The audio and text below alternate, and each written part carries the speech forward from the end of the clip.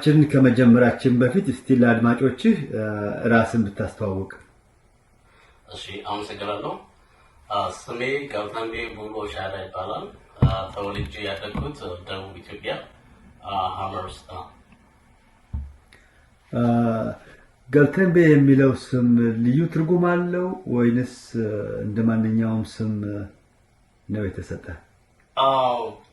በእርግጥ ገልተንቤ የሚለው በሀመር ባህል በጣም ልዩ ትርጉም እና ትልቅ ቫልዩ ያለው ስም ነው። ይህንን ስም ሁሉም ሰው ወይም ሁሉም ሀመር አያገኘውም። የሆነ የምትሰራው በሀመር ከከፍት ለዘለ ሂደቶች አሉ። ብዙ ዋጋ ከፍለህ ነው ያንን ስም የምታገኘው። በእርግጥ በጣም ቫልዩ አለው። እንደው በቀላሉ ያገኘሁት ስም አይደለም። በዚህ አጋጣሚ ሀመር ውስጥ ገልተንቤ የሚለው ብቻ ሳይሆን ቢያንስ አንድ የሀመር ወንድ በትንሹ 4 ስሞች ሊኖሩት ይችላል። ለምሳሌ የመጀመሪያው ስም ቤተሰብ የሚያወጣለት ያው እንደማንኛውም ኢትዮጵያዊ እናትና አባት ልጅ ሲወለድ ስም እንደሚሰየም ቤተሰብ የሚያወጣው ስም ይኖረዋል ማለት ነው። ሁለተኛው አንድ ሀመር ወንድ ለአቅመ አዳም ሲደርስ የሚኖረው ስም ለምሳሌ የኤራዋክ ናቢ ይባላል። ኤራዋክ ማለት ለምሳሌ አንድ የሀመር ወንድ ከፍቶችን ሲጠብቅ ለሳር ግጦሽ ወይም ለውሃ ሩቅ ከፍቶችን በሚነዳበት ሰዓት የሚከፍለውን ዋጋ የሚያስታውስበት ለምሳሌ ድንበር ላይ ለከፍቶች ስም በሚፈጠረው ግጭት ላይ የሚያደርገው ጀብድ ለከፍቱ መፈከሪያ እንዲሁም አንዳንዴ ኢቫንጋዲ ላይ ሲወጡ የሚፈክሩበት የራሱ የሆነ የሚሰጥ ልዩ የሆነ ስም አለ። ይህንንም ስም ማንኛውም ሀመር አያገኘውም። ምክንያቱም ያንን ስም ራሱ የሚያገኘው በጣም የቤተሰቡንና የራሱን ሀብት ንብረት ከፍቶችን በትክክል የሚጠብቅለው ዋጋ የሚከፍል የሀመር ወንድ የሚያገኘው ስም ነው። ይሄ የኤራዋክ ስም የሚባለው እሱ። በሶስተኛ ደረጃ ደግሞ አንድ የሀመር ወንድ ስም ሊኖረው የሚችለው የየርሚቲ ናቢ ይባላል። የርሚቲ ናቢ ማለት ደግሞ በጀግንነት አንድ የአርበኝነት ለምሳሌ አንድ ሰው ጦር ሜዳ ሄዶ ጀብድ ከሰራ ወይም ለምሳሌ በጣም እነዚህ ትላልቅ የዱር አውሬዎች የምንላቸው እንደ ጎሽ፣ ዝሆን፣ አንበሳ፣ ነብር እነዛን ከገደለ ይሄንን የጀብድ ወይም የአርበኝነትን ስም የሚያገኘው ያ የየርሚቲ ስም ይባላል። የመጨረሻው አራተኛው ስም እንደ ገልተንቤ፣ ላሉምቤ፣ ሻርዶንቤ የመሳሰሉ ስሞች ደግሞ አንድ ለአቅመ አዳም የደረሰ አንድ የሀመር ወንድ ከከፍት ላይ ዘሎ ምስት ካጫ በኋላ ወይም ያንን ሂደቱን ፕሮሰሱን ካለፈ በኋላ የሚያገኘው ወይም የሚሰጠው የክብር ስም ነው ማለት ነው። ለምሳሌ የኔ ስም ገልተንቤ ነው። ያንን ሂደቱን ፈጽሜ ከከፍት ጀርባ ዘልዬ ሁሉ ነገር ከጨረስኩ በኋላ የተሰጠኝ የክብር ስም ነው ማለት ነው። ለምሳሌ እኔ ከአራቱ ስሞች አሁን እኔ 2 ስም ነው ያለኝ። አንደኛ ቤተሰብ ያወጣልኝ ልክ እንደማንኛውም ሰው እናትና አባት የሚያወጣው የመጀመሪያ ስም አለኝ። እሱም አለሙ ይባላል። እሱ ልክ አሁን አባቴ እንደነገረኝ ከሆነ በጥንት ጊዜ ሀመር ላይ ቀኛዝማች አለሙ የሚባሉ ሰውዬ የሀመርን ያስተዳድሩ ነበር። ሀመር ባለስልጣን ነበረ። ከአባቴ ጋር በጣም ዘመድ ጓደኛ ስለነበረ እናቴ እኔን ስትወልደኝ ቀኛዝማች አለሙ ይህንም ልጅ በእኔ ስም ሰይማለሁ በማለቱ አባቴ ፈቅዶለት የመጀመሪያ ስሜን እኔ ያገኘሁት አለሙ ነው። ነገር ግን ትምህርት ቤት ሃይስኩል ጨርሼ ኮሌጅ ሁሉ እስኪጨርስ ድረስ የነበረኝ ስሜ አለሙ ቡሎ ሻዳ የሚል ሲሆን ነገር ግን ከከፍት ላይ ዘልዬ ያንን ሂደቱን ከወሰድኩ በኋላ በኃይሉ የሚፈቅደው እኔ ከከፍት ከዘለልኩ በኋላ የሚሰጠኝን ስም ነው በክብር ይዤ። ምክንያቱም ከዛ በኋላ በእናትና አባት በሰጠኝ ስም አልጠራም ማለት ነው። ሰፈር ውስጥ ከዚህ በኋላ ሁሉም ሰው እኔን የሚያውቀኝ ገልተንቤ በምለው ስም ነው ማለት ነው። ይህ ስም ለውጥ ይኖራል ማለት ነው። ያኔ አንተ ዋናው የዝላዩ ወይም የዚህ ስም አሰጣጥ ዓላማው አንድ የሀመር ወንድ ልጅ ለአቅመ አዳም ከደረሰ በኋላ ከቻይልድሁድ ወደ አዳልትሁድ ትራንዚሽን ካረገ በኋላ የሚያገኘው የክብር ስም ነው። ከዚህ በኋላ እኔ ገልተንቤ የምለው ስም ካገኘው በኋላ ተመልሼ እንደ ህፃን ልጅ ወይ አለሙ ወይ ሌላ ተብዬ አልጠራም ማለት ነው። በዚህ በክብር ስም ነው የሚጠራው። ስለዚህ ይሄ በጣም ትልቅ በሐመር ላይ በጣም ቫልዩ ያለው ስም፣ በጣም የተከበረ ስም፣ ብዙ ዋጋ የተከፈለለት ስም ነው። ምናልባት ገልተንቤ የምለውን እንዴት ነው ስያሜውን የሚያገኙት? ከከብት ስትዘለል የሚደረደሩ ከብቶች አሉ። ምናልባት አንዳንዴ 15-20 ከብት እንደ ቤተሰቡ ሀብት ብዛት ከብቶች ይደረደራሉ። ከዛ ውስጥ ያንን ስም የምታገኘው በተደረደሩ ከብቶች መጀመሪያ ላይ የምትቆም ጥጃ አለች። ያቺ ጋር ወንጎይ ነው የሚባለው። ያቺ የጋር ናሚ ብሎን ከዛ ይመጣ ነው እና ያቺ ጥጃ አንተ ከዚህ በኋላ ሀብትና ንብረት የምታፈርባት ጥጃ ናት። ለአንተ ይሄ ሰረመኑን ዘላን ከጨረስክ በኋላ ለአንተ በስጦታ የምትሰጠናል እና ገልተንቤ የምለው ወይም ማንኛችን ክብር ስሟን የምታገኘው ከዛች ከጥጃዋ መልክ ተነስተው ነው። ለምሳሌ ጥጃዋ ቡራቡሬ ከለር ካላት ነጭ፣ ቀይ፣ ጥቁር ምናምን ሚክስ የሆነ ከለር ካላት ላሉምቤ ነው የምትባለው። ጥጃዋ ደግሞ እንደ ቢጫ አይነት ከለር ካላት ገልተንቤ ነው የምትባለው። ጥጃዋ ደግሞ ሙሉ በሙሉ መልኳን ነጭ ከሆነ ጫይልምቤ ነው። ብዙውን ጊዜ የዘለሉ የሐመር ወንዶች የመጨረሻ ስማቸው ቤ ቤ ቤ ቤ የሚል ቀላጤ ይኖረዋል። በዚህ ልዩ የዘለለ ሐመርና ያልዘለለን ስም መለየት ይቻላል ማለት ነው። ብዙ ጊዜ ስሞች ሲጠሩ የመጨረሻው ቤ፣ ላሉምቤ፣ ገልተንቤ፣ ሻርዶምቤ፣ ጫይልምቤ ቤ ቤ የሚሉ ካሉ እነዚህ ስርዓቱና ባህሉን ዘለው ጠብቀው ትክክለኛውን የሐመር ሲቲዝን ወይም አይደንቲቲ የያዙ ሰዎች ናቸው ማለት ነው። ገልተንቤ የምለው በጣም ትልቅ ትርጉም አለው። የስሙ ስያሜው የሚሰጠው ከዛች ከጥጃዋ መልክ ተነስቶ ነው ማለት ነው። በጣም ጥሩ። እንደ አገላለጽህ ከሆነ ይሄ የሚሰጠው ስም በጣም ትልቅ ቫልዩ ያለበት ቤተሰብም ሆነ የሚዘለው ግለሰብ ብዙ ዋጋ የከፈለበት ስም እንደሆነ ተረድቻለሁ። እና በአካባቢው ያሉ ወጣቶች ይህንን ስም እንዴት ይጠብቁታል? እንዴትስ ይንከባከቡታል? ቫልዩ ይሰጡታል ወይ? ይህንን የሚለውን ነገር እንደው ትንሽ ለአድማጮች ብታብራራ። እውነት ነው። ይህንን ስም ለማግኘት ዋጋ ትከፍላለህ። ነገር ግን ቫልዩን የሚያውቀውም ዋጋውን የከፈለ ነው። ዋጋውን በስርዓቱ ፈጽሞ የከፈለ ሰው እና በተጨማሪ ደግሞ ባህሉን የሚወድ የሚያከብር የባህል አናቂ የሆነ ሰው ይህንን ስም ያከብራል፣ ማክበርም አለበት የሚል ሀሳብ አለኝ። ለምን ብዙውን ጊዜ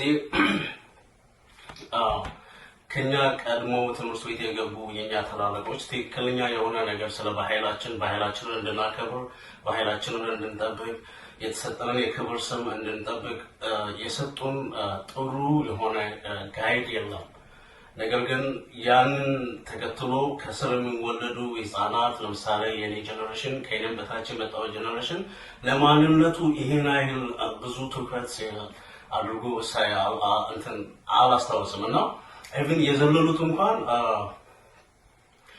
የዘለሉበትን ዋጋ ኢቭን እንኳን ለነሱ ምንም ባይመስላቸውም ተምረናል ብለው ባህሉን ብዙም ትኩረት ባይሰጡም ያንን ሰረመኒ እንዲፈጽሙ ግን እናትና አባት ዋጋ ከፍሎላቸው ይህን እንኳን በማስታወስ አትሊስት ለተሰጣቸው ስም ክብር ብኖራቸው እነሱ ያንን የሆነ ቫልዩ በራሳቸው ላይ ቫልዩ አሳረ ከታች በኩል ያለውን ጀነሬሽን እንደዚህ አይነት ባህል አለን፣ ዩኒክ የሆነ ባህል አለን፣ ስም አለን የተሻለ የሚለውን ነገር ይዞ ያድጋል። ነገር ግን አልተሰራም ያ ነገር። ከኛ ቀደም የነበረው ጀነሬሽንም ያን ነገር ባህላችን ላይ ፎከስ እንድናደርግ ራሳችንን በጣም እንድንጠብቅ ያንን ባህሉን ኤክሰርሳይዝ እንድናደርግ ያደረጉን ነገር አልነበረም።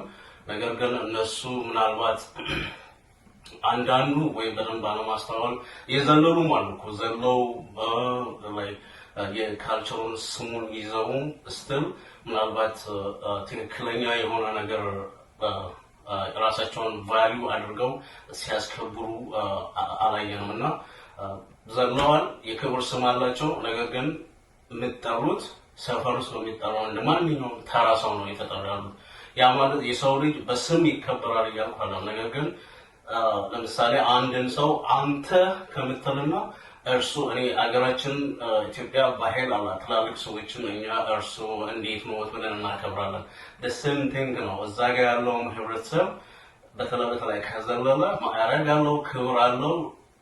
በዛ መንገድ እንዲጠሩ የምን ሀሳብ አለኝ። ስለዚህ እነዚህ ባህሉን ከዚህ በፊት የፈጸሙ ወንድሞቻችን ምናልባት ወደ ኋላ ቆም ብለው ተመልሰው የከፈሉትን ዋጋ እናትና አባት ለነሱ የከፈሉትን ዋጋ ባህሉ ያ ነገር ለኛ መጠበቁ ዩኒክ የሆነ ስም መኖሩ በጣም ትልቅም ክብር ነውና አትሊስት ለስማቸው ባህሉ ቢሰጡ እና ከስር ያለው ጀነሬሽን ያንን ትሬንድ ይዘው አትሊስት ያንን ባህል እንዲጠብቁ የሚል ሀሳብ አለኝ። ምክርም ይሄ ነው።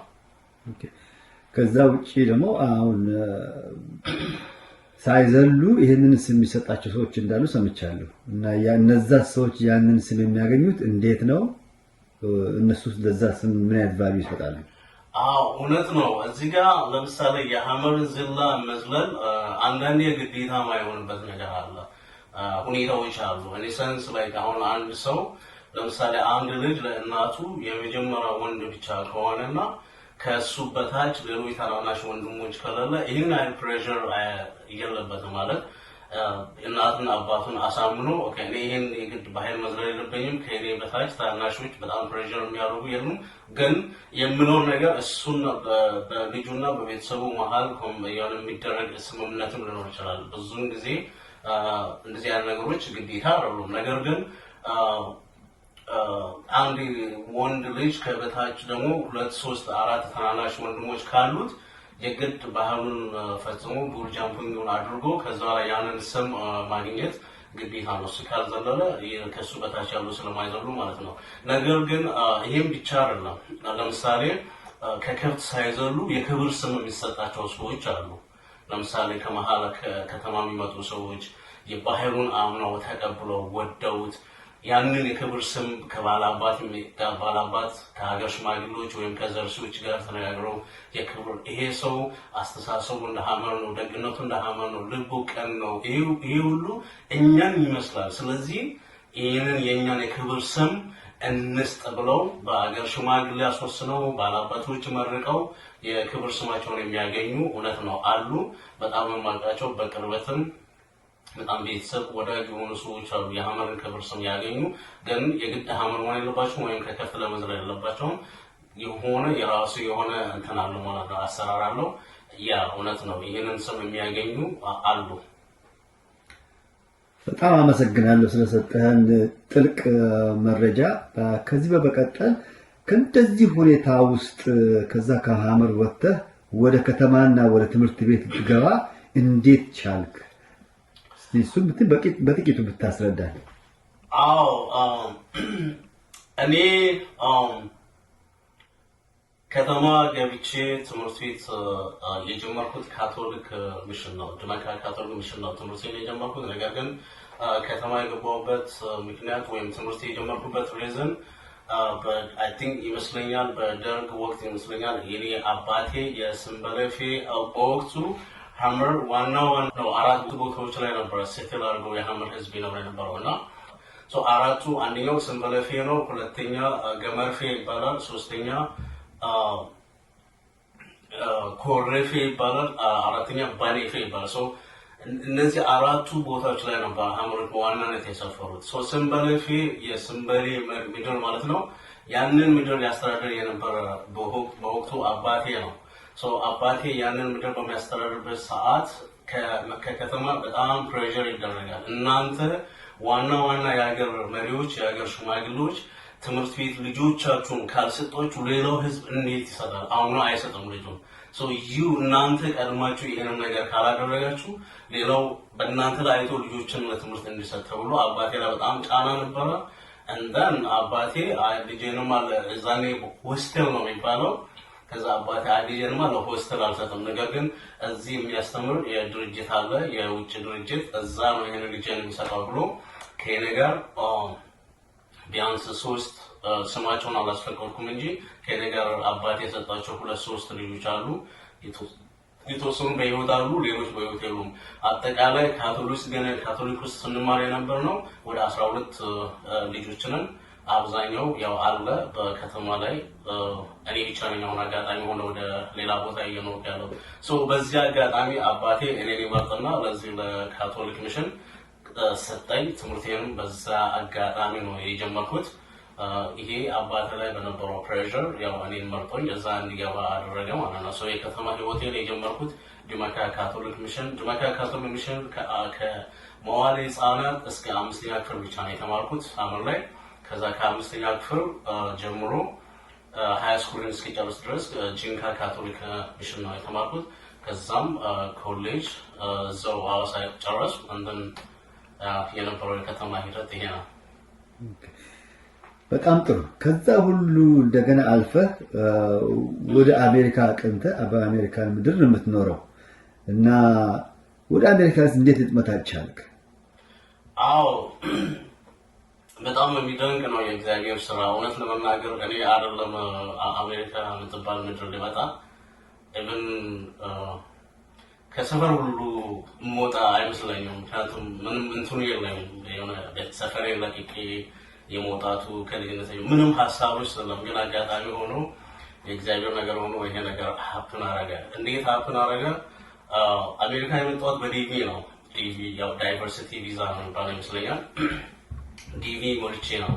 ነገር ግን እኔ በጣም የሚገርመው ነገር ዲቪ መሙላቴን ራሱ አላውቅም፣ ረስቼዋለሁ።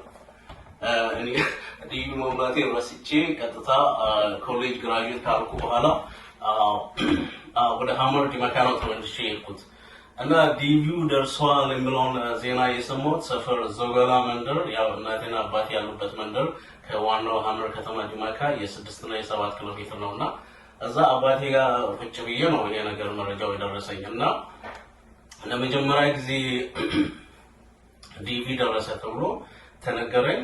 የነገረኝም በወቅቱ በዚህ አጋጣሚ በጣም ወደው ማከብረው ውድ ወንድሜም ጓደኛዬም እምነት ጋሻው ይባላል። ሂዝ ዘ ፈርስት ኢምፕሬሽን ለእኔም እንደ ሜሴንጀር ነው ብዬ ነው የማስበውና የመጀመሪያ መልእክቱን ለእኔ ልኮ አለሙ ዲቪ ደርሰዋል ቶሎ ቢሮ እንዲትመጣ ብሎ መልእክት ልኮ እምነት ጋሻው በሰዓቱ የሐመር ወረዳ አስተዳዳሪ ነበርና በጣም በሚገርም ሁኔታ እድሉ የሱ የሆነ እስኪመስለኝ ድረስ ፊቱ ላይ በሰዓቱ የነበረውን በጣም መደሰት ኢምፓወሪንግ የማድረጉን ነገር በጣም ስቲል አልረሳውም እና መልእክት ልኮ ከሰፈር ቀጥታ እምነት ቢሮ መጣው። እምነት ቢሮ አስጠርቶኝ ዲቪ ደርሰዋል ከአዋሳ ተደውሎ ነው የተነገረኝ። ዲቪው ከደረሰ ኦልሞስት 3 ወር ሞልቶ ተቃጥሎ ሊቃጠል 9 ቀን ብቻ ነው የቀረው ብሎ ነግሮኛል እና ዛሬ ነገ ሳትል አሁኑኑ ልብሴን አዘጋጅ እኔ ነዳጅ ምናምን መኪና እንዲሞላ ያደርጋለሁ ዛሬ ለሊታው ጊዜ አዋሳ ግባ ብሎ ስለነገረኝ የመጨረሻ በቃ እምነት በሰዓቱ ለኔ እንደ ሜሴንጀር ነው እውነት እና በዚህ አጋጣሚ በጣም ላመሰግነው እወዳለሁ። እምነት ጋሻው ይባላልና ስቲል አለ ሐመርን በስራ ላይ ሐመር ውስጥ አለ። እድሉን እስካሁን አላገኘሁም። በዚህ በቻናሌ ላይ በጣም ከማመሰግናቸው ሰዎች አንዱ እሱ ነው እና አንዳንድ ሁኔታዎችን አመቻቸልኝ። በሌሊት አዋሳ ገባሁ። አዋሳ ፖስታ ቤት ሂጄ ዲቪን ወሰድኩኝ።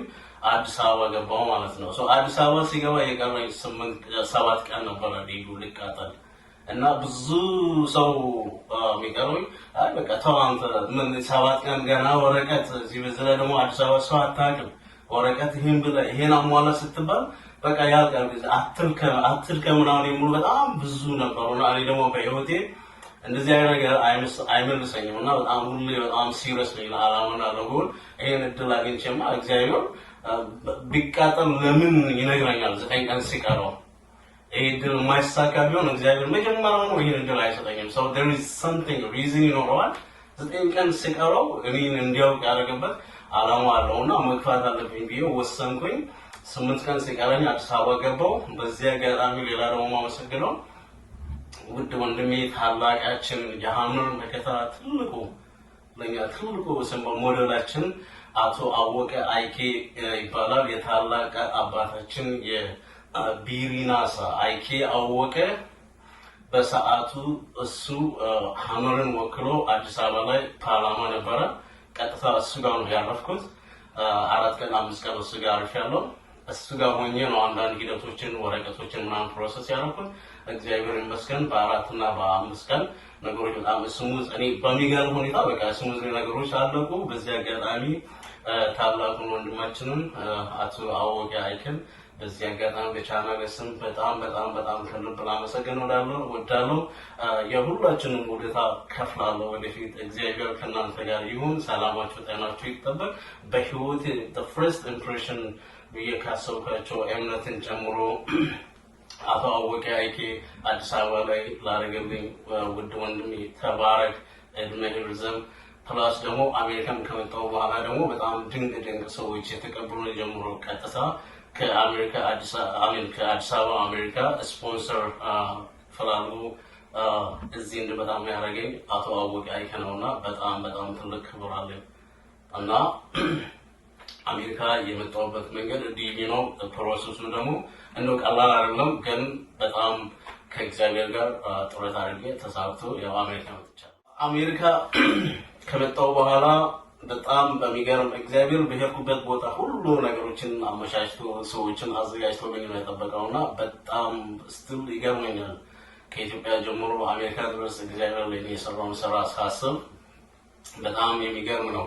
አሜሪካ በአቶ አወቀ አይኬ አማካኝነት አሜሪካ ስፖንሰር ነው የተቀበለኝ።